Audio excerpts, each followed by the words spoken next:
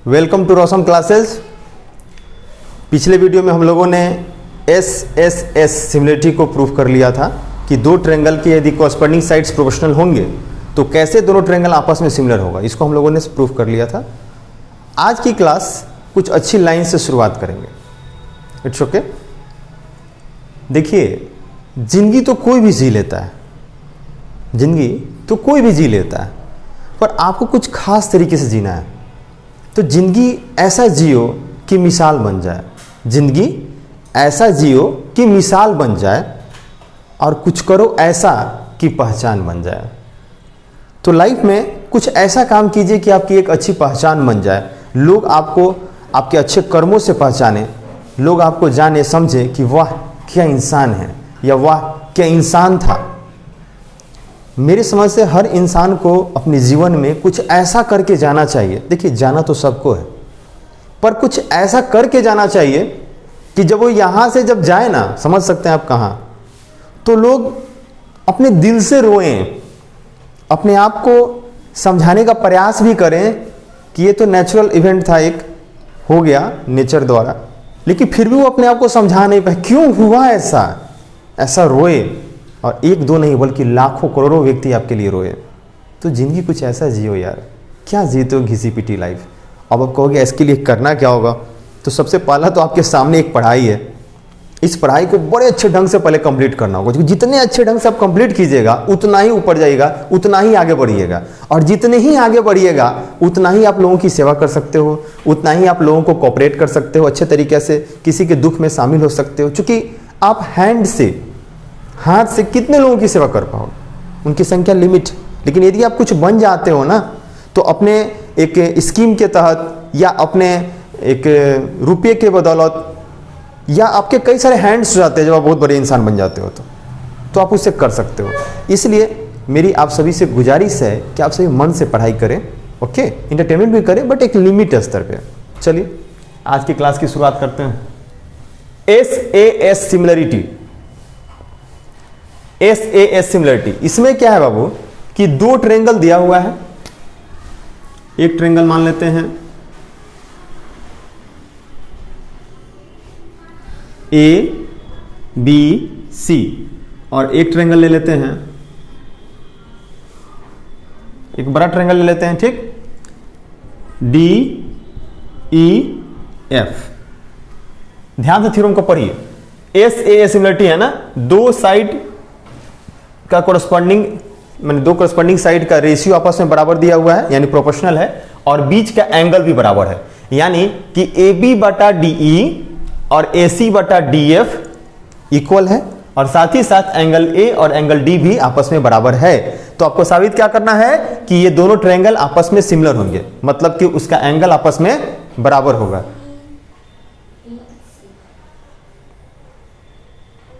ठीक है।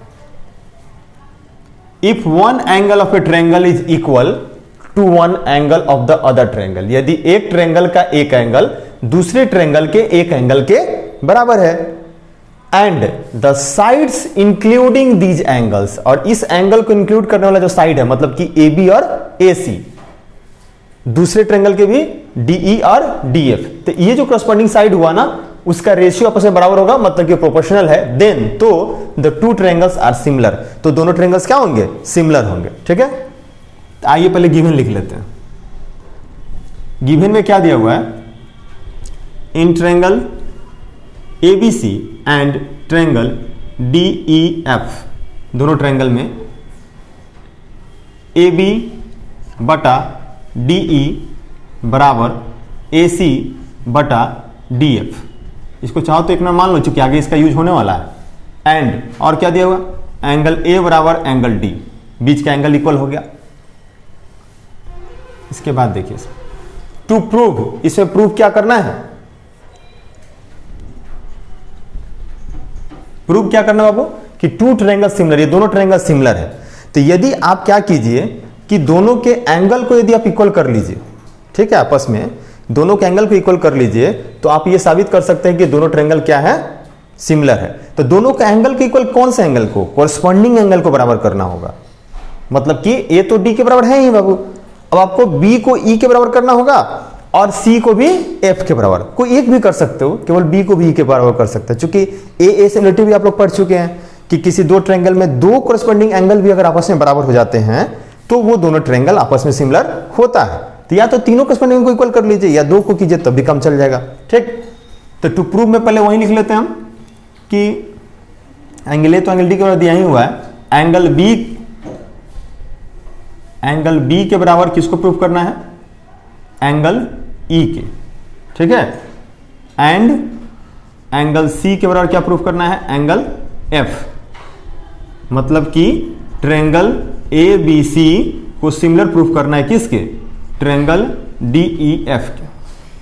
ठीक है, ट्रायंगल ए बी सी को ट्रायंगल डी ई एफ के सिमिलर प्रूफ करना है।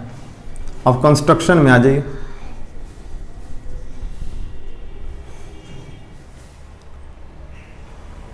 ठीक है, अब यहां ध्यान दीजिए, इस ट्रायंगल को इस ट्रायंगल के सिमिलर करना है, तो फिर पिछले थ्योरम की तरह इसको कुछ ऐसा करेंगे कि इसको इसके भीतर इंसर्ट कर देंगे।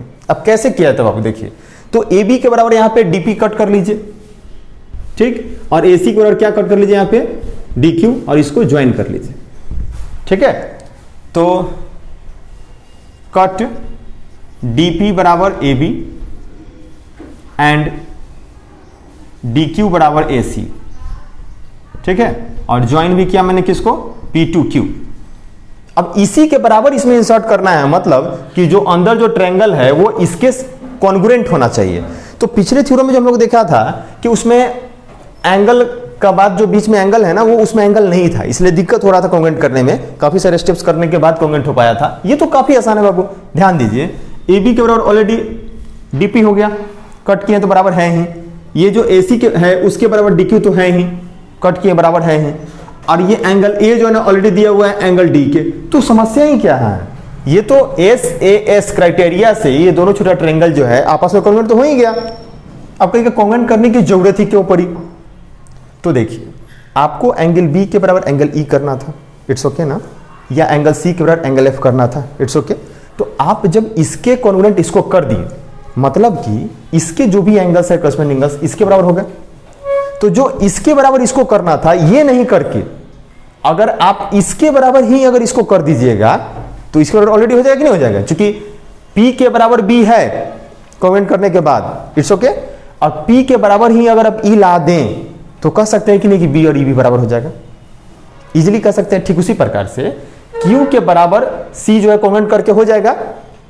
ठीक, और Q के बराबर ही अगर F ला दे इस ट्रायंगल में चल के, छोटे ट्रायंगल बड़े ट्रायंगल में चल करके, तो आप कह सकते हैं कि नहीं कि एंगल C F के बराबर हो जाएगा। इसलिए सबसे पहले जरूरी क्या है कि इस दोनों ट्रायंगल को कॉन्ग्रुएंट किया जाए। क्योंकि कॉन्ग्रुएंट होते एंगल B एंगल P बराबर हो जाएगा CPCT से, और एंगल C बराबर हो जाएगा एंगल Q के CPCT से। तो आइए देखते हैं।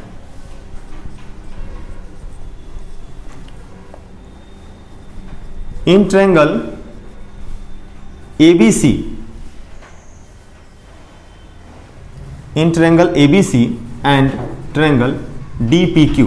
ठीक है, ABC और DPQ में क्या क्या चीज मिल रहा है, तो AB बराबर DP है, और क्या है AC बराबर DQ है, और क्या है एंड एंगल A बराबर क्या है, एंगल D है। तो इसलिए बाई SAS क्राइटेरिया, ठीक है, ट्रायंगल ABC जो हो जाएगा ना कॉन्ग्रुएंट हो जाएगा किसके, ट्रायंगल DPQ के। कॉन्ग्रुएंट हो गया, और जब कॉन्ग्रुएंट हो गया तो ये जो एंगल B है, पहले तो एंगल A एंगल D के बराबर तो दिया ही हुआ था, इसमें तो कोई दिक्कत ही नहीं है। एंगल B जो है एंगल P के बराबर हो जाएगा, P के बराबर हो जाएगा नहीं हो जाएगा, और एंगल C जो है एंगल Q के बराबर हो जाएगा, ये किससे, CPCT से।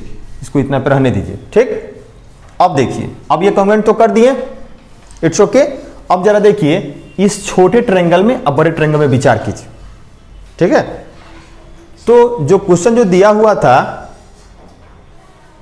तो देखिए ध्यान से, ये छोटे छोटे ट्रायंगल के कॉन्ग्रुएंट ये छोटा ट्रायंगल हो गया, कोई दिक्कत नहीं, जिससे कि एंगल्स कॉरस्पॉन्डिंग एंगल्स बराबर हो गए CPCT से। अब मैटर क्या है बाबू कि ये छोटा ट्रायंगल और ये जो बड़ा ट्रायंगल है उसमें कुछ ऐसा किया जाए कि ये जो एंगल P है एंगल E के बराबर हो जाए। ठीक है, क्योंकि एंगल B और P बराबर आप ला चुके हो, यहाँ पे P B के बराबर ला चुके हो, बस अब P को E के बराबर ला देना, बस इतना सा काम हो गया ना, तो B भी E के बराबर हो जाएगा। ठीक है, तो आइए देखिए कैसे करते हैं इसको। अब यहाँ देखिए गिवन में क्या दिया हुआ है, गिवन में दिया हुआ बाबू A B by D E बराबर ए सी बटा डी एफ, इतना दिया हुआ है ना। देयरफॉर अब यहाँ देखिए ए बी के जगह पर हम डी पी लिख सकते हैं, डी पी बटा डी ई, ठीक है। और ए सी की जगह पे क्या लिख देंगे, डी क्यू बटा डी एफ। अब ध्यान से देखिए डी पी बटा डी ई, डी पी बटा डी ई, डी क्यू बटा डी एफ। जब इसका रेशियो आपस में बराबर हो गया तो कन्वर्स ऑफ थेल्स थ्योरम से आप नहीं कर सकते हो कि पी क्यू पैरेलल होगा ई एफ के, इसलिए by converse of Thales theorem, converse of Thales theorem से पी क्यू पैरेलल हो जाएगा किसके, ई एफ के, पी क्यू पैरेलल हो जाएगा ई एफ के, ठीक है। By converse of Thales theorem P Q parallel हो जाएगा ई एफ के, ठीक है। यहां देखिए इसलिए एंगल P बराबर हो जाएगा एंगल E के एंड एंगल Q बराबर हो जाएगा एंगल F के। कैसे, तो कोरस्पॉन्डिंग एंगल है इसलिए, ठीक है, कोरस्पॉन्डिंग एंगल से इसलिए ये बराबर हो गया। अब जरा ध्यान दीजिए P E के बराबर है और यहां पे P B के बराबर था, तो एंगल P बराबर एंगल B बराबर एंगल E हो गया ना, एंड एंगल Q बराबर एंगल F बराबर, यहां देखिए QC के बराबर था, यहां QF के बराबर है, यानी कि QCF तीनों बराबर हो गया ना, ठीक है। इसलिए आप कह सकते हो कि एंगल A तो एंगल D के बराबर दिया ही हुआ था, ठीक, और P के बराबर B हुआ, अब P के बराबर ही E हुआ, P के बराबर B, B के बराबर E, यानी कि ये दोनों क्या हो गया, B और E बराबर हो गया ना।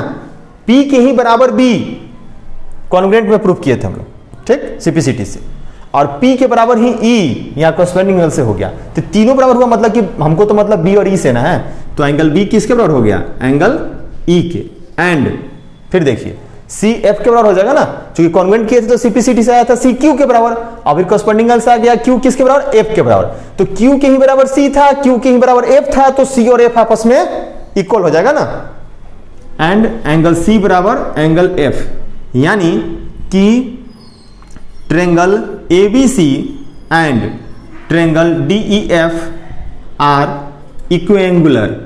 इक्विएंगुलर का मतलब समझते हैं क्या होता है, कि उसके कॉरस्पॉन्डिंग एंगल्स आपस में बराबर है, ठीक है, इक्विएंगुलर, ठीक। इसलिए ट्रायंगल ABC, ठीक है, सिमिलर हो गया ट्रायंगल DEF के, क्योंकि कॉरस्पॉन्डिंग एंगल्स जब आपस में बराबर होंगे तो वो ट्रायंगल आपस में क्या होते हैं बाबू, सिमिलर होते हैं, ठीक।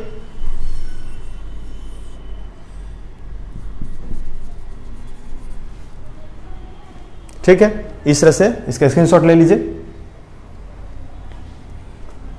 इस तरह से आपका SAS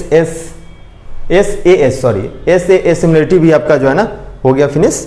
फिर हम लोग नेक्स्ट वीडियो में जो है ना अगला थ्योरम देखेंगे। ये सीरीज बड़ा ही इंपॉर्टेंट है आपके लिए, इसमें से एक क्वेश्चन तो आना ही आना है आपके एग्जाम में, चाहे वो बिहार बोर्ड हो या सीबीएसई बोर्ड हो। अक्सर बच्चों को ये चैप्टर 6 का जो थ्योरम्स है उससे बहुत डर लगता है, इसलिए मैं क्या कर रहा हूँ कि इस सीरीज में पूरे थ्योरम्स को कवर करेंगे। एक थ्योरम से मेरा प्रयास रहेगा कि ना छूटे, ठीक है। तो आप निरंतर क्लास करते रहिएगा, और जो भी थ्योरम्स मैं यहाँ बता रहा हूँ उसको पहले तो समझ लेना है, और समझने के बाद रेगुलर प्रैक्टिस भी करते रहना है। जैसे ये इस थ्योरम को याद कर लेना है कि थ्योरम किस थ्योरम, ऐसा नहीं कि अब किसी और थ्योरम का आंसर जो है ना ये लिख दीजिएगा प्रूफ, ऐसा मत कीजिएगा, अदला बदली मत कीजिएगा, ठीक है। जिस थ्योरम का जो है वैसे ही, तो इसको प्रैक्टिस आपको करते रहना पड़ेगा। आपको क्या करना होगा, रोज कम से कम 15 मिनट 20 मिनट आधा घंटा ही सही, बट एगो थ्योरम बैठ के बना लिए या 2 थ्योरम बना लिए। चैप्टर 6 से एक थ्योरम आना कंपल्सरी एकदम आएगा ही आएगा। इसकी चांसेस 99.99% रहती है कि चैप्टर 6 से एक थ्योरम्स आना ही आना है, इसलिए इसको इग्नोर मत कीजिएगा, ओके। ठीक है, तो फिर मिलते हैं नेक्स्ट वीडियो में, तब तक के लिए बाय बाय, अलविदा, टेक केयर, जय हिंद।